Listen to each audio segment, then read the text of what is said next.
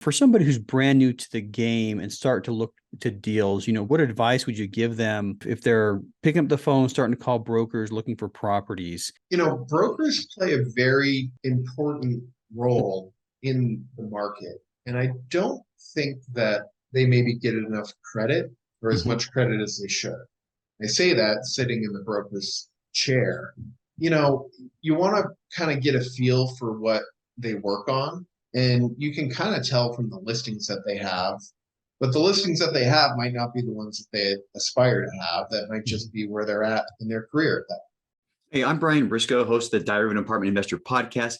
And this podcast is different from everything else out there. I bring together new and aspiring investors on each and every episode and let the aspiring investors ask the questions that they need answered. And if you're an aspiring investor yourself, you probably have the same questions.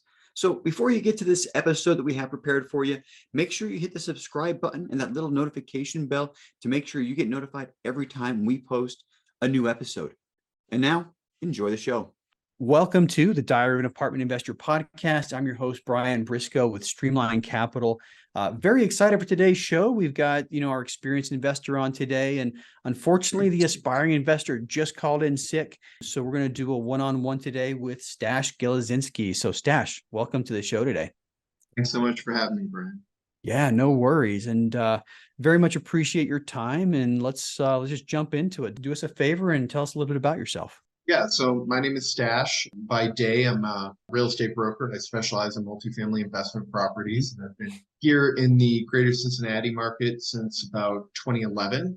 I came here for a couple of deals that I was working on and have built a brokerage practice here in the market. Mm-hmm. We've owned families, small and medium to large size apartment buildings.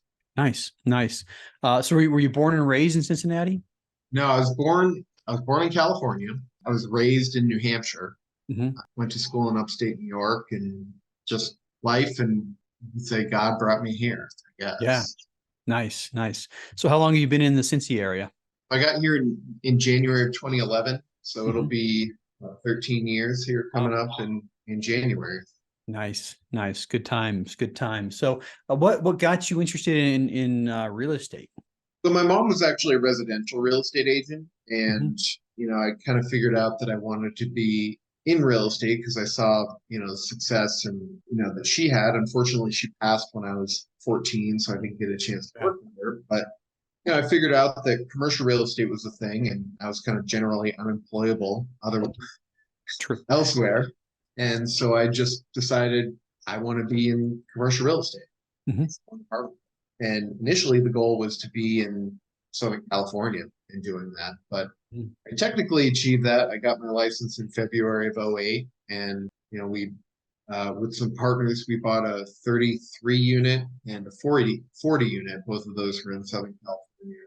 And, we were executing upon the business plan. It just took longer and cost more than either of us anticipated. And, I didn't really have any capital to my name at that time. And so just kind of took buyout for less than what we were scheduled to make. And one of them we sold off and got our investors out whole because it was a challenging challenging market at that time.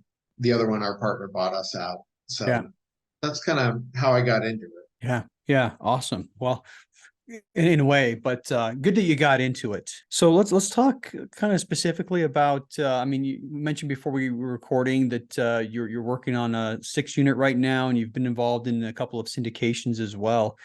If you would, let's talk about a little bit more specifically on some of those deals. If you want to focus on one more than the other, let's go ahead and do that. Yeah, sure. I'll just go over the track record of. Okay. I'll talk about those original ones first. So those were.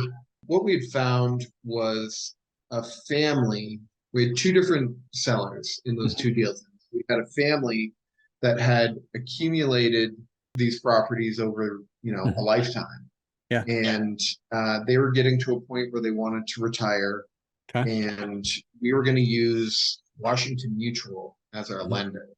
And I remember waking up, must have been Thursday or Friday morning, and hearing the headline that Washington Mutual had declared bankruptcy. I didn't know a whole lot at that time, but I knew that my lender declaring bankruptcy was probably not a good thing for the deal. Yeah.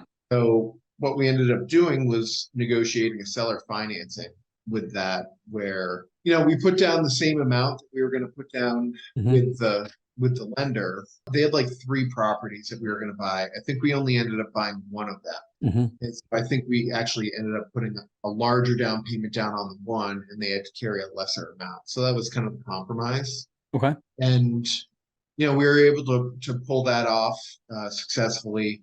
You know, the game plan there was it was really before the whole value add craze got started. If I think about it, it was really just to get in and pump the rents. Like, we didn't have a plan or a capital budget for any serious rental rate improvements or curing of deferred maintenance. One of the things that was a painful lesson to learn on that were slab leaks. That was a 1960s vintage asset. Yeah, I'm familiar with those. Copper piping going through concrete. Yeah, and I had no idea what that meant, but we figured it out pretty quickly. Yeah. So, but you know, you work your way through it, and it was pretty hectic and stressful at the time, but we got it figured out. And then the other one that we purchased, so the first one was a 33 unit. The other one was a 40 unit in South LA. And this was in a rough neighborhood, rough area. The actual street that it was on wasn't bad. It was a quiet street generally, and a church owned it. And my partner, so I was like 23, 24 at the time. My partner was maybe 25 or 26. I don't know. But he'd been doing it longer than I had. And at some point in his coming up, they had been doing seminars about investing in apartments. And one of the elders who was involved in the church had remembered him or been to one of his seminars and called him and said, hey, here's what we have. We have this apartment building in South LA that LA has this program. It's basically an anti-slumlord program. It's called REAP, R-E-A-P. And it's basically, once you get enough citations applied to you, they escrow all of your rents, but you still have to go and correct all the issues that they're citing you for. So basically, they take all your cash and say, figure it out, fix these. Yeah. You know, I think it started with the intention of discouraging slumlords, but what had happened was this person owned this property, and I think nobody was really in charge of it. And so it got run down eventually. And so it took us like 18 months to get. So basically what we did is we negotiated a master lease with a purchase option. So 40 units, I think there were 5 buildings. And we negotiated the master lease with the purchase option. And our job was to get it out of that REAP program.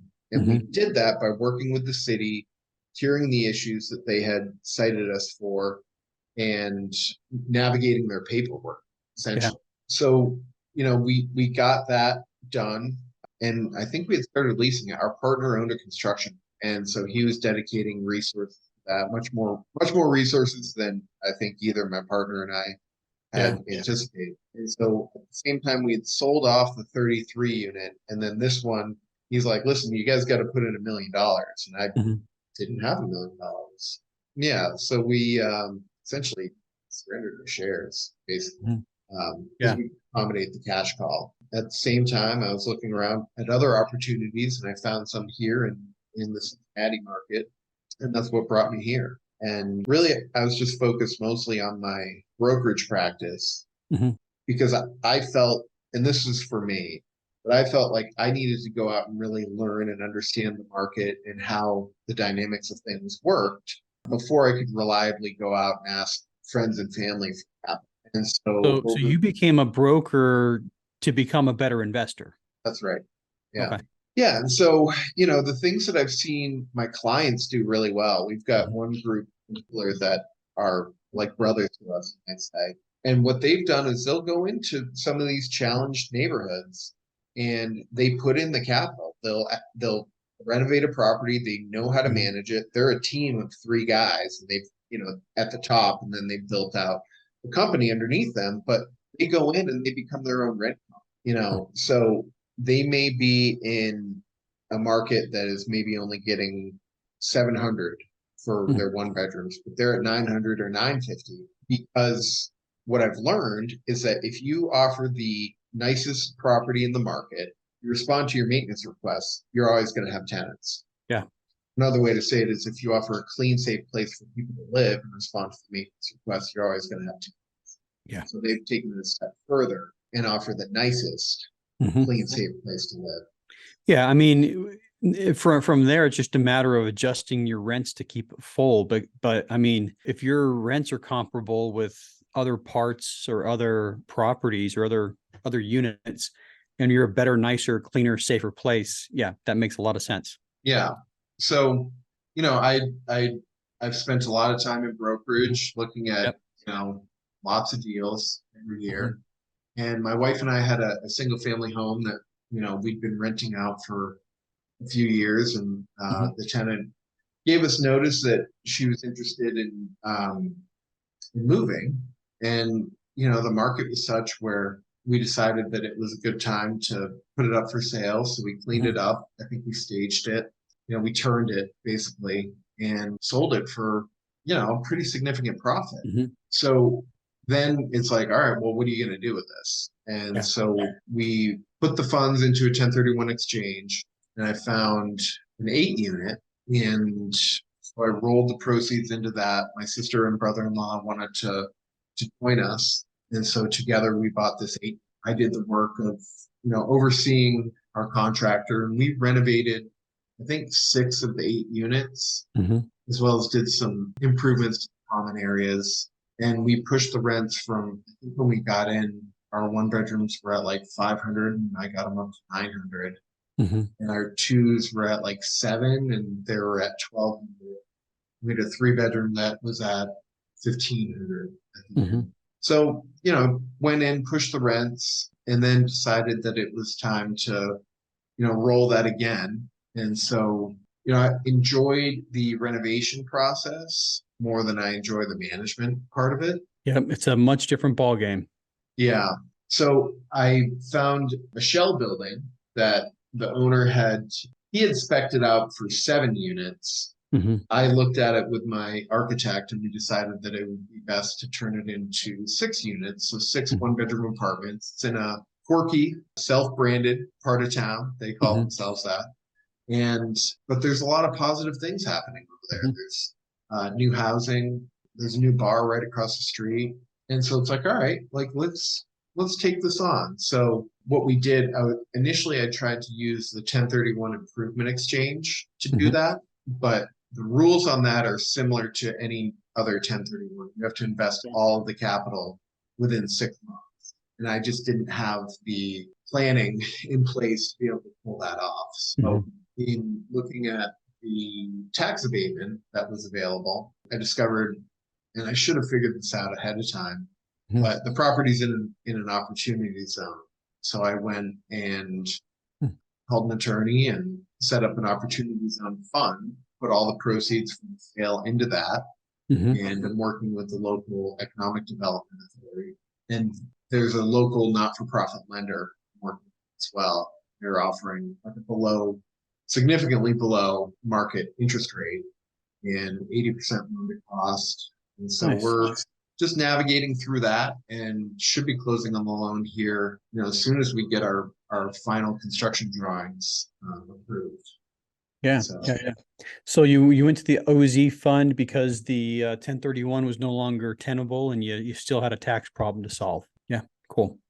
Awesome. Well, let's instead of having a aspiring investor ask you questions, let me put the old aspiring investor hat on and ask a couple of questions, from both a broker and an owner's perspective. But for somebody who's brand new to the game and start to look to deals, what advice would you give them if they're picking up the phone, starting to call brokers, looking for properties? What advice would you give? So I think, brokers play a very important role in the market. And I don't think that they maybe get enough credit, or as much credit as they should. I say that sitting in the broker's chair. I'll also say that not all brokers are created equal. You want to kind of get a feel for what they work on, and you can kind of tell from the listings that they have But the listings that they have might not be the ones that they aspire to have. That might just be where they're at in their career. I'd say I'm kind of a case of that. But you also want to make sure that you're valuing that relationship and being respectful of it. So, you want to, I think as a new investor, you want to be very specific and focused on a geographic as well as a product type, because I make, hundreds of calls a week, you might say. And the worst thing that I hear is, oh, which deal is that? I look at so many deals. And so like when I hear that as a broker, I immediately discount this person in my mind because they're not taking it seriously. They're not focusing on it. And that to me says that they're not a serious player for this opportunity. So I'm going to answer their questions, but I'm not going to spend a whole bunch more time. Okay. All right. So you said be specific on areas and properties. And all right. Awesome. Awesome. What mistakes have you seen, buyers make in dealing with brokers? Trying to go around them and cut them out. That's one that's, I think, really relevant in these challenging times. Everybody's trying to squeeze a dime, but it's like, we're here for a reason. We're here to go out and make a market for properties. So allow me to do it. And, let's figure out the fee. Like, I've never been one to let a fee get in the way of it. So it's like, let's just have a conversation about it. We'll figure it out. But to try and go around, it does a couple of things. One, you may make the deal, but what you've done is soured the relationship forever. And it may be fixable, but it may not. Yeah. Awesome. So when you say don't go around the broker, that is you find a property through a broker and then you cut the broker out and go direct to seller. That's right. Yeah. Yeah. Doesn't sound like that would be grounds for a really good relationship. Or vice versa, the seller goes direct to buyer. Yeah. Now, I mean, typically you'll have a contract or an agreement with the seller for the commission and not with the buyer. So I think there would probably be a little bit more incentive to go the other way around for the seller to circumvent. Do you see buyers doing it more often or sellers? When I first got started, I was much more afraid of the buyers doing it. But now in this kind of challenge, I'm starting to see sellers saying, oh, well, there's no room in here for the broker. Let me just see if I can go direct. Yeah. So. Okay. Cool. All right. Any general advice you give, and this wearing either your broker hat or your investor hat, any general advice you give to aspiring investors who are just starting out? I think it's important to be a sponge and to listen carefully to what you're being told. Like sometimes you may have this, set of criteria in your mind, but be flexible about what you have versus what the market's offering. Because sometimes in there's an opportunity to make a deal. Yeah. But it's up to you to be creative and figure that out. Yeah. Yeah, I like the idea of, and I think right now is a really good time for creative financing, especially because of where rates are and where prices still are. I think we've made several offers in the last month where, we've put a number in front of a broker, to transmit to the seller and said, here's where we are with conventional financing.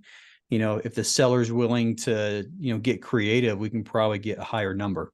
I mean, I've been seeing a wide spread between the deals that we're underwriting and seller expectations. And I feel the same way. It's like, it's time to start having some of those creative discussions about a ride along or seller financing or, some sort of mechanism. Yeah. What do you see as far as getting sellers to come down on prices? I mean, is that happening? Are you able to talk with a lot of sellers and, bring them back into something that's reasonable? Or, how do you see that from a broker's perspective? There are a couple of different types of sellers. You have ones that don't need to sell, or we'll say owners that don't need to sell because they put long-term debt on it and everything else, long-term fixed rate debt, that everything in their portfolio is like that, so they don't have to worry about it. Yeah. So they're not really a seller, right? They're at my number, and the number could be 50% above market. Yeah. there's also sellers that have that same debt, but maybe something else in their portfolio isn't going well, and they need to sell these to make liquidity to help save the other assets. Yeah. So, I think it's really important to know what the motivation is and why they've pegged that number. And, I think a lot of the exit numbers that we're seeing are just, well, that's what we promised our investors, and you have to hit that number to hit the returns. Yeah. So that's why I'm a seller at 30 instead of 28. So, really knowing and understanding what the motivations are, and then seeing if you can solve to that. Sometimes you can't, but like if this guy's got a gun to his head and he's not telling you, but you can sniff that out, well, then you can probably find a way to make a deal.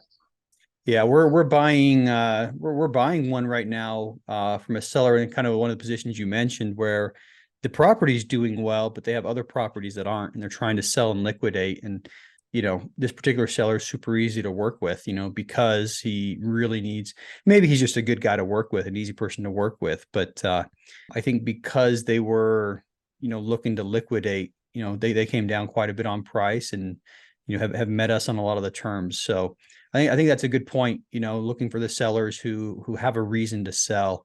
On the flip side, I own several properties, so we are potential sellers. And, quite frankly, on the most of the properties that we've thought about selling, it's been the same thing you say. It's, well, here's what we want to get to hit our investor returns. And if you can't hit that, we're just going to hold it, and yeah. And you don't have any reason to sell it.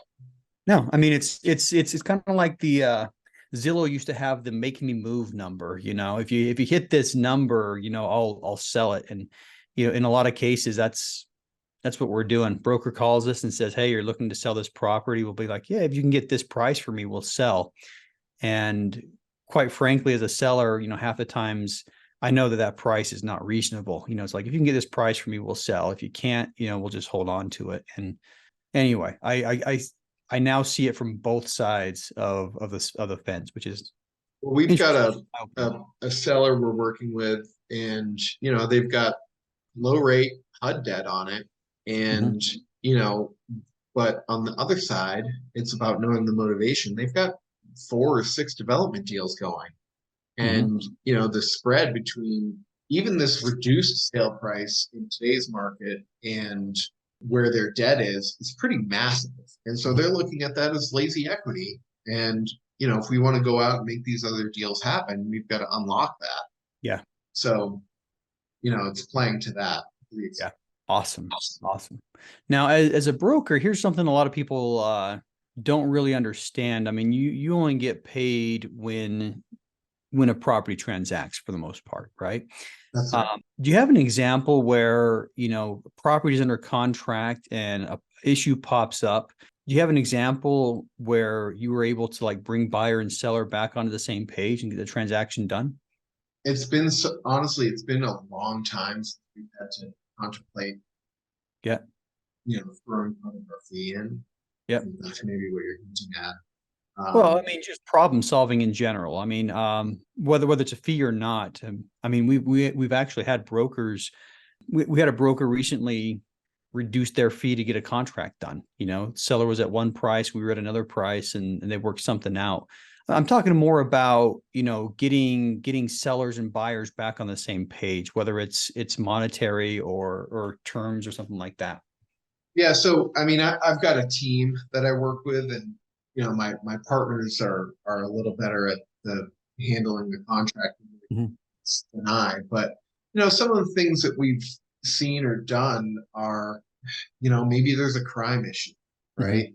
And okay, well, how do we solve that? And in an up market, it doesn't really matter, but in a challenging market like we're in right now, yeah, you've got to be much more willing and accommodating. Yeah. In a situation like you just described, the compromise might be, listen, I'll cut my fee on this, but when you go to sell it, I'm the guy that you go to sell it. Okay. That's usually implied, but just maybe bring that up would be a good thing. Makes sense. All right. Well, what's next for you? Yeah, so I'm, plugging away on this development. I do have a software program I've been working on though, where that's come out of a, kind of a frustration from a brokerage standpoint of, I just talked to Brian and he said he's not doing anything, but I see that he just sold a deal. Yeah. And so the thought was, what if you could use data and analytics to predict transactions before they occur?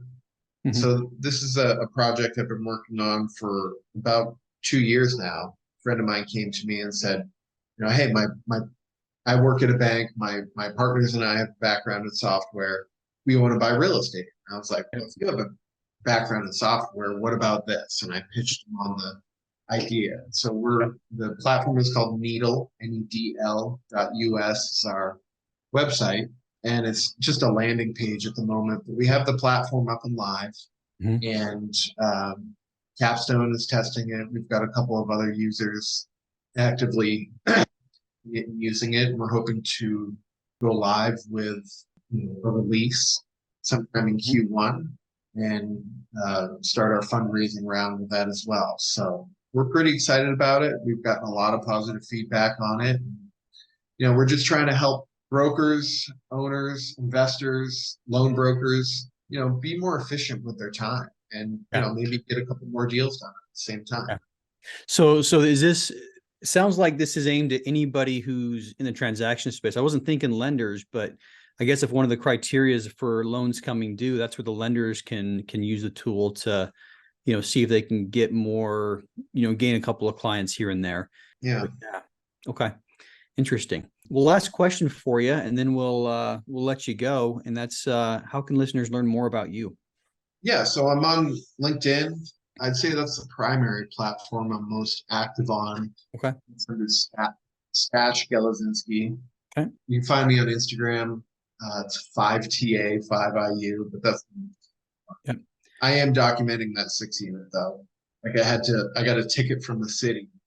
So I called in a guy to clear everything out and I took pictures of it. And I sent that post to the city saying, here's it cleaned up. Now help me reduce my ticket price.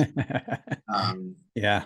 So, and then obviously on needle.us, if you fill out a form there, or on Capstone's website, capstone-companies.com. Awesome. You can find me there as well. All right. And we'll put all that information in the show notes. And well, Stash, hey, thanks for coming on today and very much appreciate it. Thank you for having me. Yeah, absolutely. Hey, if you like that episode, make sure you hit that subscribe button. But more importantly, if you haven't joined our multifamily educational community, the Tribe of Titans yet, you are missing out. So get yourself 30 days free by clicking the link below in the description or go to thetribeoftitans.info and we'll see you there.